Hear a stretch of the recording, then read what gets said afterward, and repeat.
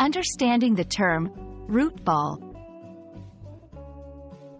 Hello, language enthusiasts. Today, we're diving deep into a phrase you might have come across while discussing plants or gardening. It's called root ball. By the end of this video, you'll have a clear understanding of what it means and how to use it in a sentence. First, let's break down the phrase root. This refers to the part of the plant that is usually underground. Roots absorb water and nutrients and anchor the plant in the soil. Ball. In this context, it's not referring to a round object you might throw or bounce.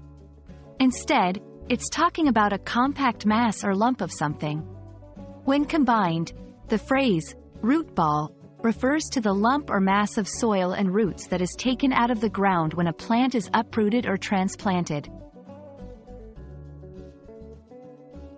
Now that we know what a root ball is, let's see how it's used in a sentence.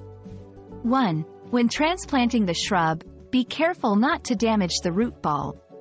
2. The size of the root ball can indicate how established a plant is. 3. Ensure that the root ball is fully submerged when watering the plant after transplanting. These examples highlight that the term is commonly used in contexts related to gardening, landscaping, and plant care. To enrich our understanding, let's look at some related terms. Transplanting. This is the act of moving a plant from one location or pot to another. Uproot.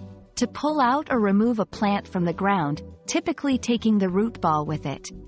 Both these terms can be closely associated with the concept of the root ball, as they deal with the movement or disturbance of plants and their roots. So there you have it. The next time you hear or read the term root ball, you'll know it's referring to that compact mass of roots and soil from an uprooted plant. Whether you're dabbling in gardening or just expanding your vocabulary, understanding terms like this can be quite enlightening.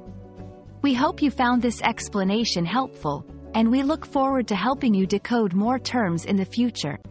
Happy learning!